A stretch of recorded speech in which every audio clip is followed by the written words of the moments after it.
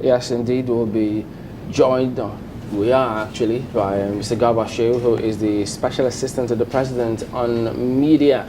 Morning, and thank you for joining us today. Well, let me start off with the lead story. Well, yeah, I know. Some say at last, Buhari or Shimbajo declare assets. Thank you Why very much. did this? Why did they decide to make this assets public? Because there were those who thought that no, they were not mandated to make it public. Just leave it with the CCB. That's what the law requires. Thank you. I believe this is arising from the respect both the president and the vice president have for public opinion. As you said yourself, it is not a law that these assets be published, and the Code of Conduct Bureau itself is not allowed by the law to make disclosures of assets declared by.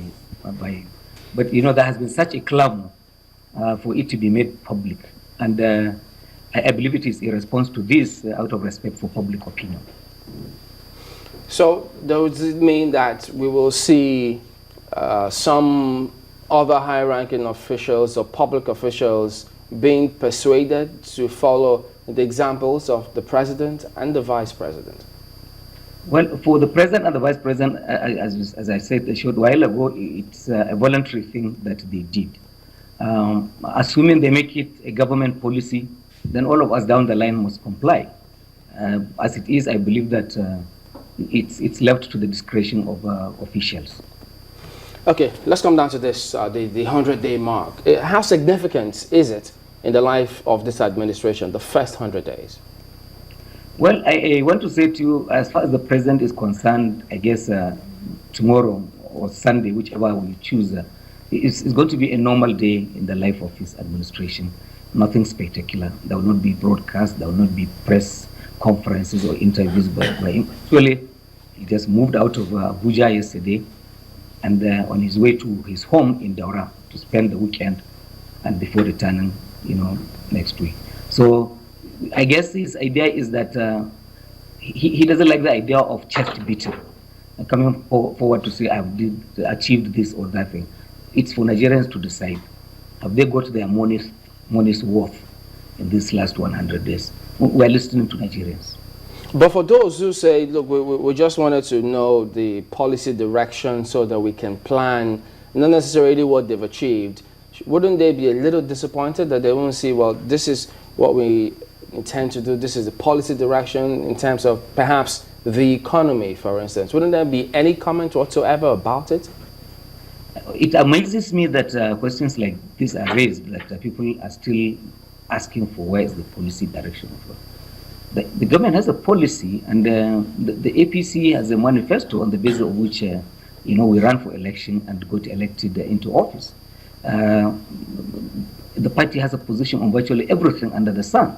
So if people want to have an idea where the party is going, they should look at the party manifesto. And I think that from the actions of the president, the concentration he has given on key areas arising from or drawn from the policy document itself, that this government has been elected to do majorly fix security, fix the economy, remove corruption.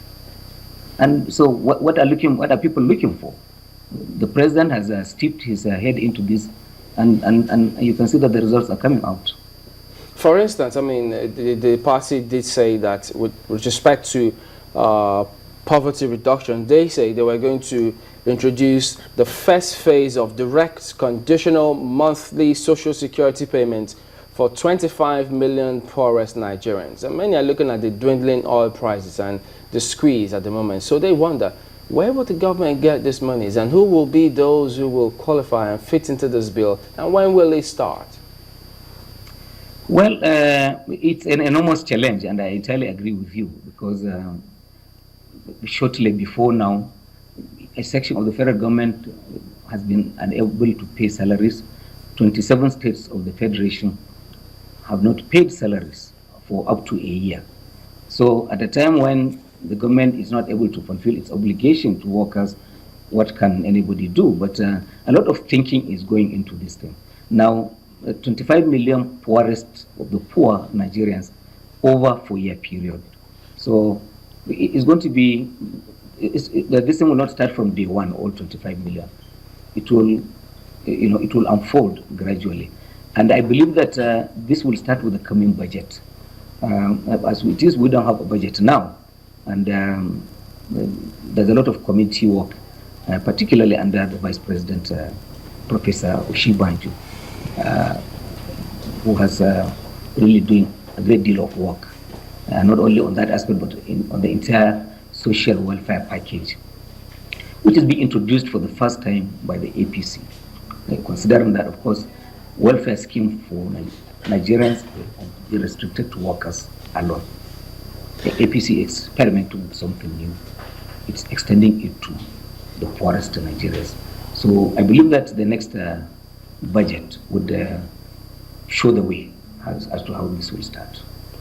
If the tradition that the president talked about is something quite different from what most Nigerians are used to, it then means that someone like yourself will be doing so much of the talking to the people. You are a media professional and you know how important it is for people to always get information. And people have been asking questions, Nigerians have been asking questions about some achievements so far from this administration.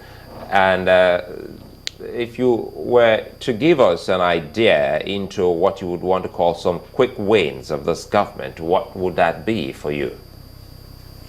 Security. I believe as a fellow citizen yourself, wherever you are in the country, you feel much safer than you had felt perhaps 12 months ago.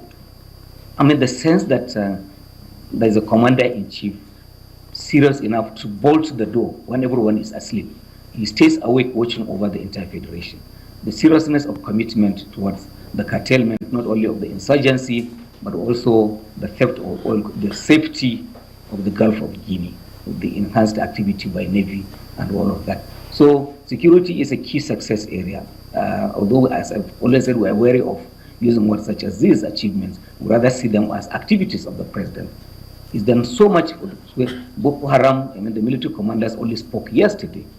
They have so degraded Boko Haram that that you just have splinters, who are, some of them actually burying their weapons in the forest and coming out of those zones to rejoin society or to give up. And look at electricity, for instance. People are celebrating power now. A town hall meeting we had yesterday in Suleja, a tailor who had 2 hours of electricity in 3-4 days now has 12, 14, 16, in fact, in some places up to 24 hours of power supply. And this is all coming not because there is pumping of additional government. People are just doing the right things because there is good management. The sense that I'm happy you have just gone there, because that's what my next question would have been. I wanted to find out from you what exactly the government has done to make the difference. The difference is that there is good management. There is better engagement. All of the gas pipelines now. You know that on the coastal areas, before now, you probably had daily blow-ups of pipelines, gas and crude oil, and refined petroleum products.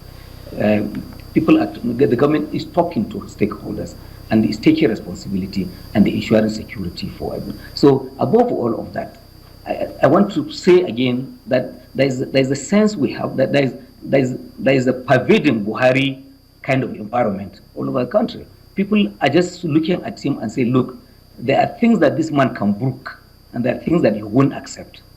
And so people are sitting up and doing their job. This is basically the miracle behind it. Look at all of the powers.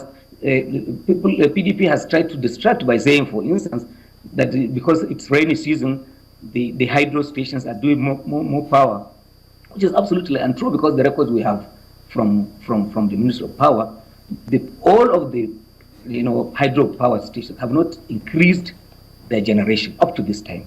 So everybody is doing their job, and basically this is it. There is a new sheriff in town, and everybody is being careful.